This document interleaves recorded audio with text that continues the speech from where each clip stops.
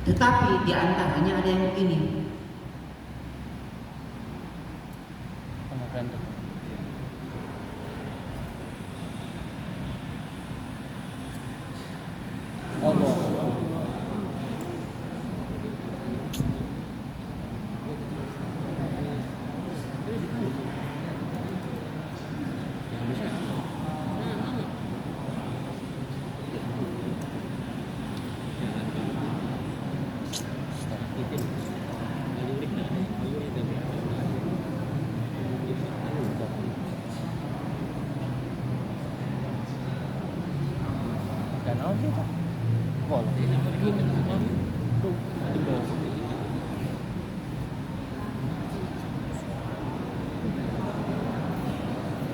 Palu.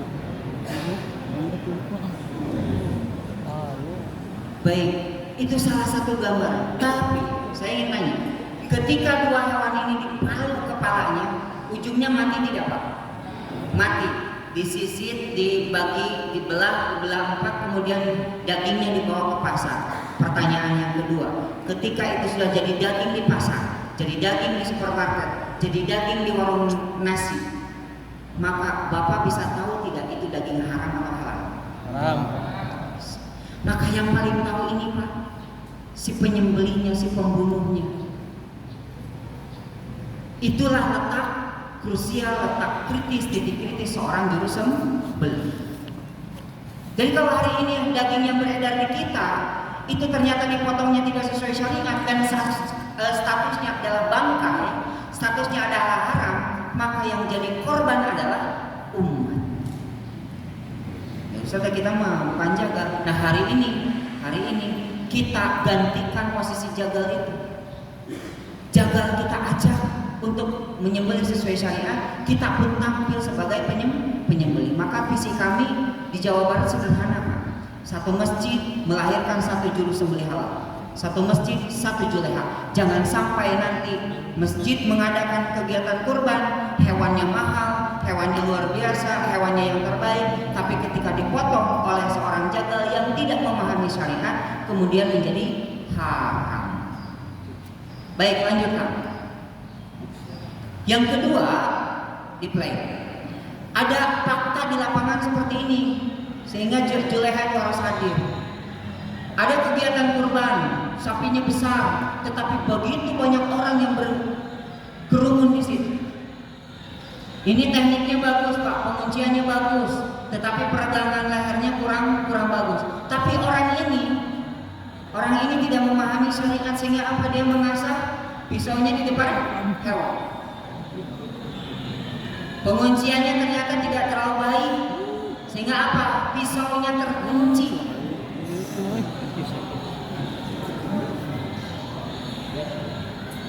Dilakukan ditambah dengan ini orang yang pemain tambahan. Sesudah itu dipotong lagi ini si jantungnya. Kemudian ini juga ada orang yang motong nih, nanti ya syariatnya motong hewan itu di halki, yang terpotong itu saluran, kulkum, mari dan wadas, bukan gelambir. Punten, ada yang suka motong gelambirnya dulu? Itu salah Pak. Kenapa? Karena gelambir itu kulit. Ketika kita mau menyembelih, kita menyakiti dulu, sehingga jadi berdosa. Makanya gelambirnya nanti tarik dulu, diregangkan kulit lehernya, baru diambil sembelih. Gitu. Ini yang dipotong gelambirnya dulu, sehingga apa? Hewannya merasakan kesakitan yang luar biasa. Akan bayar itu ujung-ujung pakai payah minyak, eta nama gitunya. Ini juga sama Pak, yang dipotong gelambirnya, kemudian yang megang gelambir ini di depan, dan ini area berbahaya. Jadi tempat penyembelihan itu yang berbahaya itu di sini, itu harus clear, harus kosong. Kemudian penguncian kepalanya pun tidak tepat, sehingga dia berkali-kali. Ini juga Pak, berlebihan. Bambu ini sebetulnya tidak ada manfaatnya. Bambu di sini di kaki tidak ada manfaatnya. Ya, jadi kalau ada yang suka memasukkan bambu ke sela-sela kaki, itu tidak ada manfaat dan antum sudah berdosa karena menyakiti hewan. Dari bab caur main nama hilaf ya.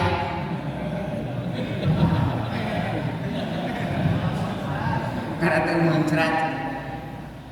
Jadi ini peragangan kepala tidak bagus, kemudian yang jelas pisaunya tidak tajam. Ini juga sama Pak, dia potong gelambir, goloknya tidak tajam, kemudian penguncian kepala tidak bagus, penarikan gelambir juga kurang maksimal. Sehingga apa? Si penyembelihnya keburu capek.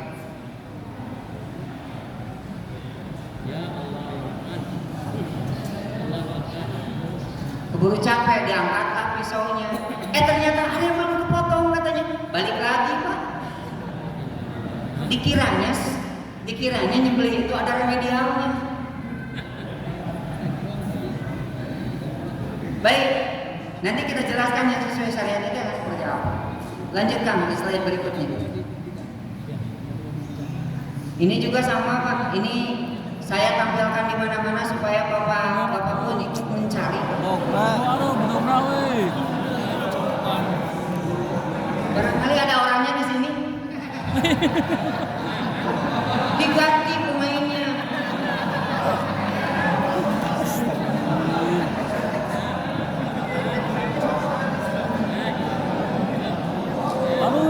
Pisaunya tidak tajam, penarikan gelambirnya tidak maksimal, kemudian tenaganya pun sudah lelah.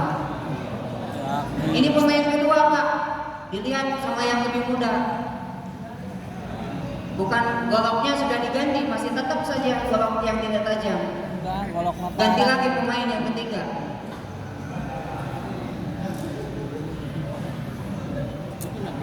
Masya Allah.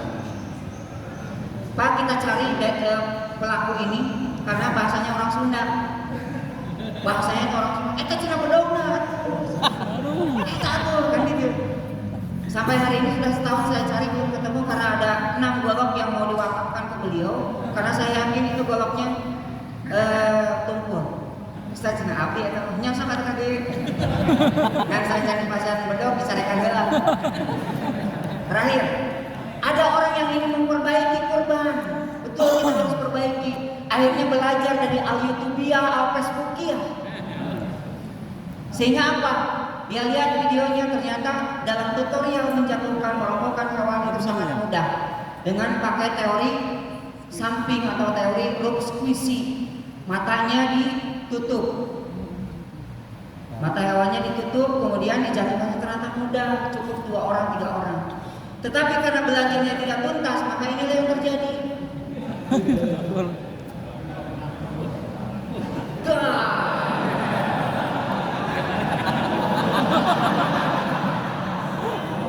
Karena belajarnya tidak tuntas, Pak. Lihat sapi ngamuk, sapi stres, panitia itu stres. Sehingga banyak yang kemudian menahan lagi. Semakin banyak tahanan, semakin banyak dikekang, dia semakin stres hewan itu. Sehingga apa? Semua turun dan pada akhirnya bubar.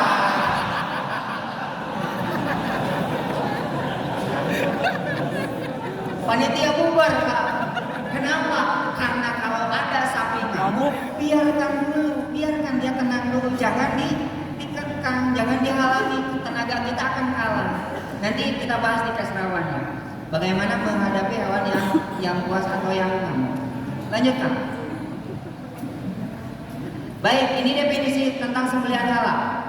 Apa itu sembelihan halal? Sembelihan halal itu adalah satu cara atau teknik dalam mematikan hewan darat. Itu yang sesuai syariat dalam keadaan normal supaya halal dikonsumsi. Jadi kalau tadi ada yang mematikannya dengan dipukul, ada yang mematikannya dengan disetrum, ada yang mematikannya dengan ditembak, maka itu cara kematian non syariat. Yang disebut dengan definisi sembelihan halal atau sesuai syariat itu adalah nanti kita bahas setelah ini. Tetapi arti dari sembelihan halal itu dia menggunakan syariat Islam supaya halal, supaya dagingnya itu tetap halal dikonsumsi. Kalau dia tidak menggunakan syariat dengan caranya sendiri, maka tidak halal kemudian dikonsumsi. Lalu apa syariatnya? Lanjutkan. Syariat dari penyembelihan ini, catat Pak, simpel. Maka saya permudah. Jadi slide yang ada di Bapak itu baru 10% dari pelatihan kita Pak. Saya ambil yang pokoknya saja. Yang disebut dengan syariat penyembelihan ini, ala inna zakah fil halqi wal labah. Ala inna zakah, sesungguhnya adzakah. Adzakah itu artinya membaguskan, menyempurnakan, mewangikan, memudahkan, itu adzakah. Apa yang dibaguskan, apa yang diwangikan? Proses kematian. Kenapa kemudian adzakah ini diartikan dalam bahasa Indonesia sebagai penyembelihan? Karena ternyata dalam kitab kematian, salah satunya karangan Imam Al-Ghazali, itu ternyata posisi yang paling dekat ruh dengan sakaratul maut atau dengan kematian itu adalah di tenggorokan atau di halqi atau di gor-gor.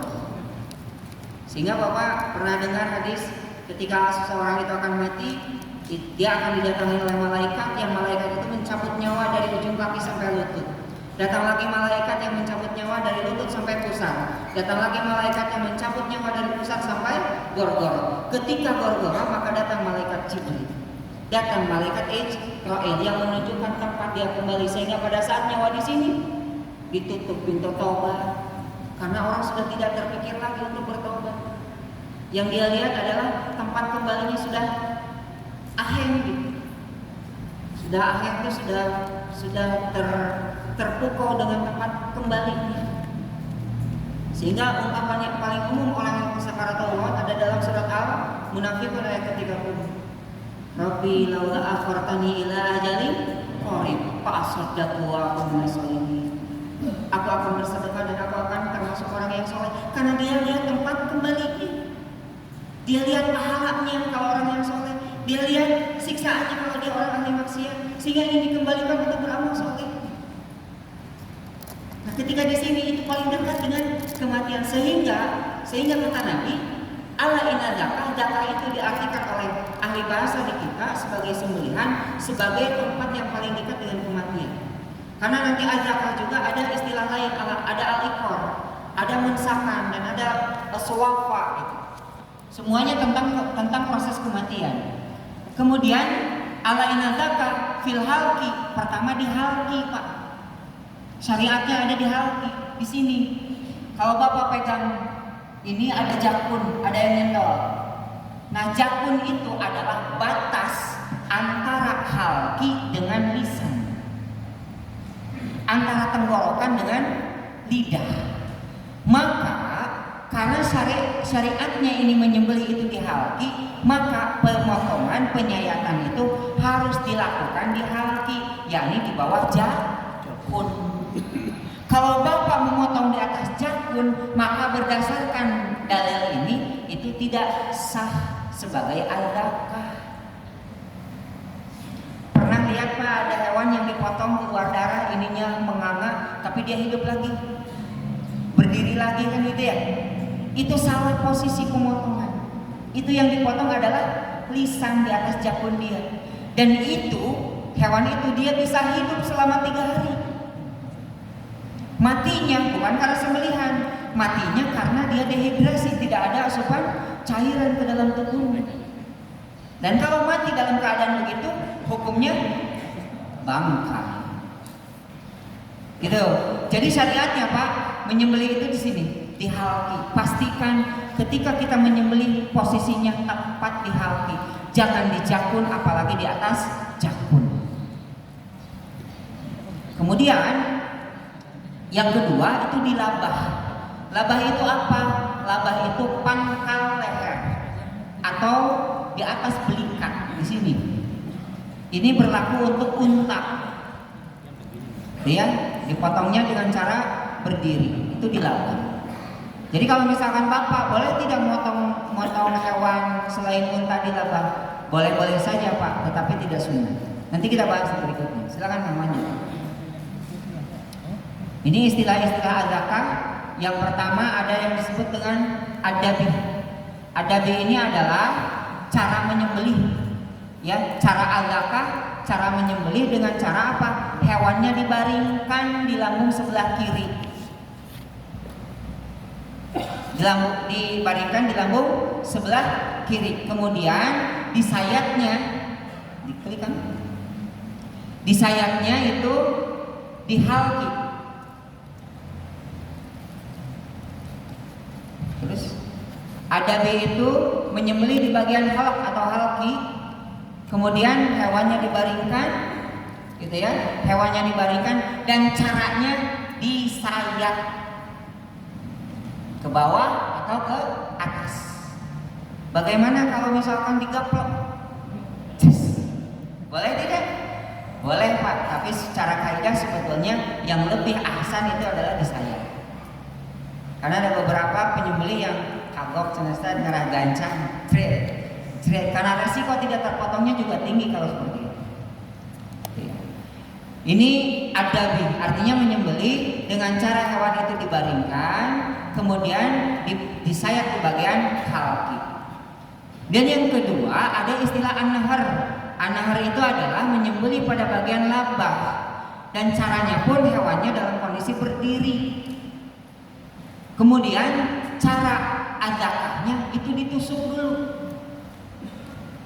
Tusuk dulu baru ditarik, tusuk baru ditarik. Sehingga istilah dalam Al-Quran itu walikuli ja'alna mansakan atau inna sholati wa nusuki. Saya tidak tahu apa hubungannya wa nusuki dengan nusuk. Tapi wa nusuki itu, nahar itu memang caranya ditusuk dulu Pak. Tusuk baru ditarik, dan berkumpulnya hulkumar ini untuk unta itu di bawah. Kemudian yang ketiga ada al-ikor. Al-ikor itu adalah pelukan hewan liar yang sulit dilumpuhkan. Dengan cara apa? Dia menurih atau menyayat bagian manapun dari hewan itu yang bisa mengalirkan darah. Jadi kalau ada hewan buruan, kena langsung kejar, saat dia kena dia rubuh, sayat bagian manapun yang bisa mengalirkan darah, baik kaki, bujur gitunya atau pantat atau bagian manapun. Kalau memungkinkan sembelih di bagian halki. Tetapi kalau tidak sempat, turi. Dia kabur, masih kabur, sudah darahnya keluar, kemudian masuk jurang, ternyata ketemu di sungai karena dia sempat alirkan darah, maka statusnya halal. Tapi kalau ada hewan buruan, ceder, ternyata masih lari, masuk ke sungai, ketemu sudah jadi bangkai, maka statusnya bangkai, haram untuk dimakan. Nah itu adalah al-ikor. Lalu aplikasinya di kegiatan kurban apa? Bapak mendatangkan hewan kurban, tiba-tiba masuk selokan, kepalanya di bawah, ujungnya di atas. Dibiarkan, pasti mati. Diangkat, ada sapi. Akhirnya apa? Tawakal. Pak, turih bagian tubuhnya yang bisa mengalirkan darah.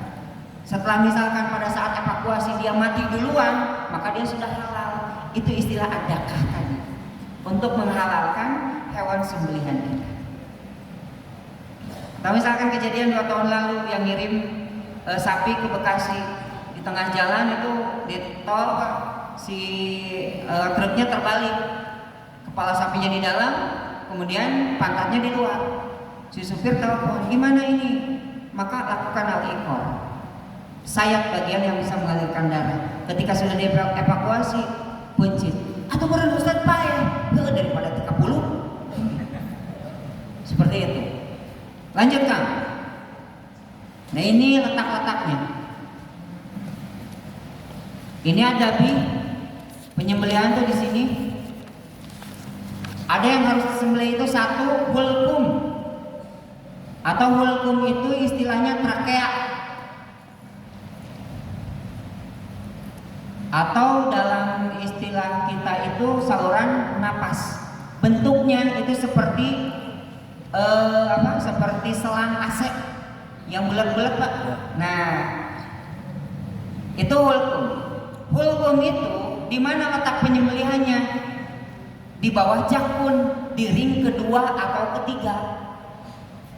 Di ring satu pun boleh, tetapi baiknya di ring kedua atau ketiga. Kalau bisa Bapak mau ukur 3 jari untuk domba dari rahang, 5 jari untuk sapi dari rahang, dan 1 jari jempol dari rahang itu untuk unggas. Tetapi itu hanya gaib saja. Hanya apa istilahnya itu cara cepat saja. Tetapi syariatnya dia dipotong di halki, di bawah jakun, ini jakun di bawahnya. Kenapa di ring kedua dan ketiga? Karena hasil penelitian Pak, kalau pemotongannya di ring kedua atau ketiga, itu hewan itu cepat mati karena darahnya menyemur dengan sempurna. Kenapa? Karena di bawah hulkum mari itu ada satu urat, satu sensor saraf, yang saraf itu kalau dipotong di daerah lain dia itu terpotong. Apa fungsi sensor itu? Dia memerintah, masih menyalurkan stimulus ke otak, yang otak itu juga nanti memerintah melalui sensor itu ke jantung agar jantung berdetak atau berdegup lebih kencang sehingga darahnya lebih banyak terpompa. Jadi kalau Bapak melihat ada orang motong hewan, darahnya ngalai, tidak mancur, itu letak penyembelihannya kurang tepat. Karena ada sensor yang terpotong sehingga otak tidak memerintah lagi ke jantung, sehingga ya ngalirnya kecil.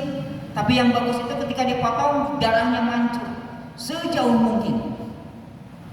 Nanti 3 detik pertama dia turun, 3 detik kedua turun, 3 detik ketiga turun sampai detik ke-30 dia berhenti. Maka di Malaysia itu ada aturan tidak boleh mengotak-atik hewan yang baru disembelih sebelum 30 detik. Dan ada aturan Pak, hewan pula dipotong ya tidak boleh dari 30 detik setelah hewan itu berbaring. Maksimal 2 menit. Kenapa? Ini untuk menjaga kualitas nantinya. Baik, kita lanjutkan dulu. Yang kedua, di slide berikutnya Kang. Kriteria seorang juru sembelih. Yang pertama, seorang juru sembelih itu harus Islam atau ahlul kitab. Ahlul kitab saya cantumkan, kenapa? Karena ada ihtilaf.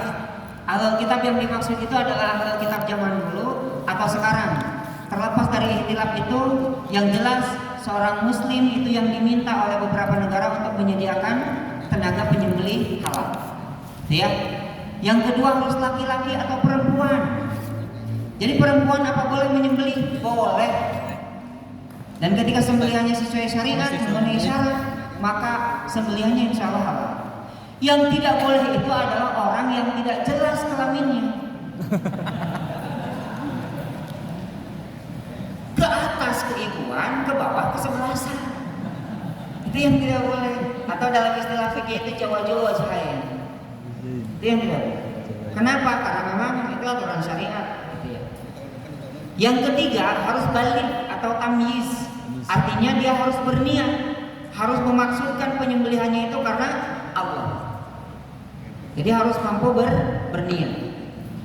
Yang keempat itu berakal sehat. Artinya tidak boleh seorang juru sembelih itu dalam keadaan kehilangan akal sehatnya. Tidak boleh dia dalam keadaan mabuk.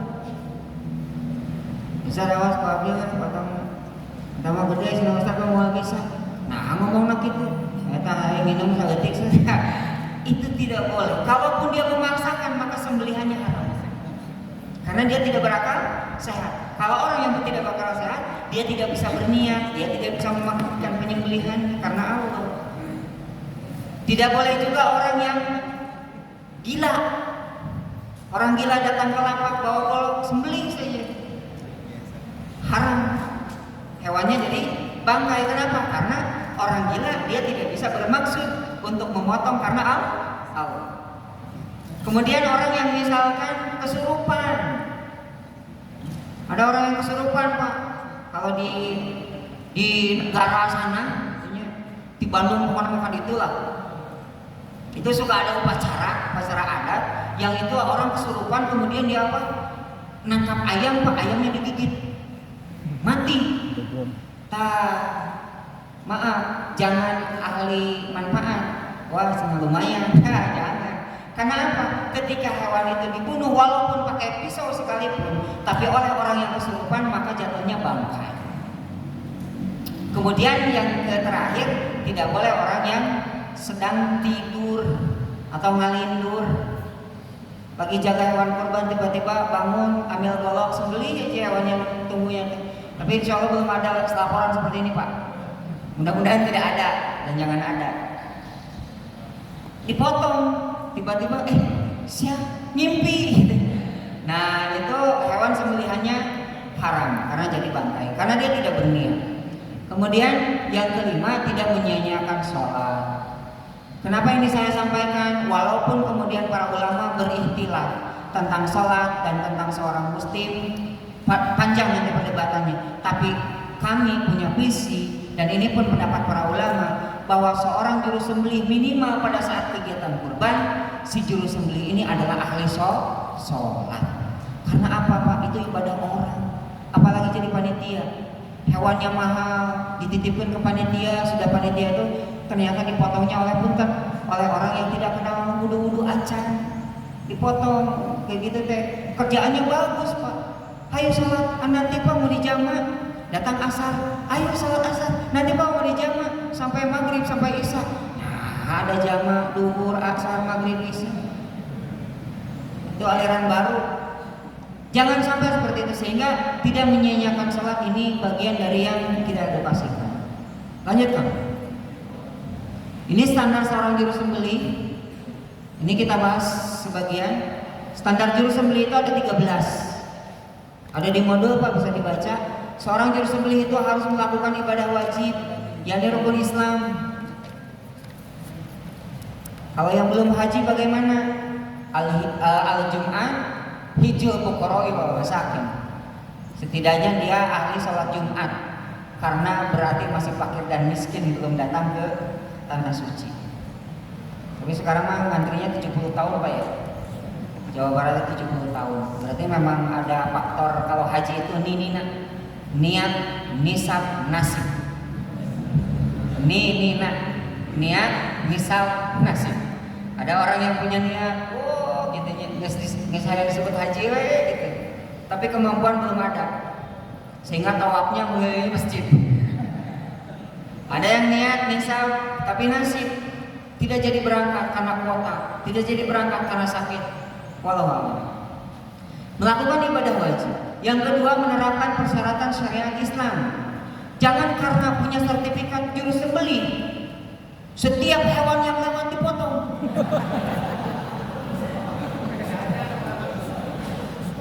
Kan bahaya sebenarnya orang mau jadi juleha. Tidak serta-merta kemudian jadi juleha itu dia bisa menghalalkan segala hewan yang dipotongnya. Dia harus menerapkan persyaratan syariat Islam. Maka nantinya, Pak, jadi juru sembelih di kurban pun tanya, ini hewan ini sudah musnah atau belum? Ini domba apa kucing? Mohon maaf, saya bukan menyalahkan yang punya brosur kurban murah. Boleh, Pak, asal apa? Memenuhi syariat. Dan itu yang bertanggung jawab juleha, si penyembelih. Punten, ini belum bisa dipotong karena apa? Masih bayi. Tidak boleh. Ada persyaratan syariat Islam. Atau misalkan, kan Ustaz, ibadah kurban itu kan harus yang paling mahal, yang paling bagus. Saya mah tidak mau kurban domba, tidak kurban sapi, karena di rumah itu ada hewan yang paling mahal. Apa? Japati. Harganya 1 miliar karena dia menang kontes. Tidak boleh, Pak. Kenapa? Karena ada persyaratan syariat Islam. Gitu. Seperti itulah gambarannya. Kemudian menerapkan kesehatan dan keselamatan kerja. Jangan sampai nanti Bapak datang ke tempat penyembelihan, kemudian tidak memproteksi diri. Salah satu yang berbahaya dalam kurban itu adalah apa, Pak? Yang dekat dengan kita, pisau. Maaf, setiap tahun kami di DPW itu menerima laporan kecelakaan, dan kecelakaannya bukan sama orang lain, sama pisaunya sendiri. Ada orang yang kesayat, ada orang yang kehilangan jarinya, Ada orang yang ketusuk Pak, jadi dia bawa pisau, bawa pisau diselap di sepatu bot. Ternyata apa, si sarangkanya teh bolong, nusuk ke kaki. Pada saat dia lari atau seperti apa, nusuk ke kaki. Ada yang diselipkan di sini, kemudian sarangkanya kurang bagus, nusuk ke paha. Maka proteksi diri. Kemudian nanti ketika Bapak nyembelih pun itu banyak penyakit Pak, keluar darah segala macam, maka pakai apron, pakai penutup atau masker gitu. Maka Bapak sendiri yang paling tahu bagaimana memproteksi diri. Ini keselamatan kerja. Kemudian area jangan sampai banyak orang yang tidak terlibat, makan di kurban biasanya tiba-tiba banyak jenderal Pak. Tak perlu gitu. Biasanya yang ramai itu yang nonton. Hati-hati yang nonton. Kenapa? Karena panglimanya ada di tengah dan dia bawa golok. Jadi kalau dia pusing itu bisa jadi goloknya melayang. Tuh, kesehatan keselamatan kerja. Kemudian komunikasi efektif. Kemudian mengkoordinasikan pekerjaan. Jadi nanti jadi juleha itu jangan jadi Superman. Awas sampai satu biar saya. Bapak pernah nonton video yang orang Palestina kalau dia salah ya? Dia motong itunya sendiri. Kubrak, ambil pisau sembelih. Saya tanya tujuannya apa? Kan banyak yang nonton, minta bantuan lah. Yang megang kepala, yang megang gelambir, yang naliin kaki. Jangan sendirian. Kenapa? Capek. Bayarannya kecil nih. Wani. Jadi jangan sampai lah. Artinya bagi tugas Pak, biar syiar itu terbawa. Kemudian menerapkan higien sanitasi. Nanti pastikan tempat pengorbanan kita itu ada tempat penyaluran atau pembuangan darah, pembuangan kotoran gitu. Kemudian kita pun ada tempat untuk nyuci golok, nyuci pisau kita. Yakinkan itu semua Pak, dan kita pun memproteksi diri dengan kesehatan, dengan apa-apa yang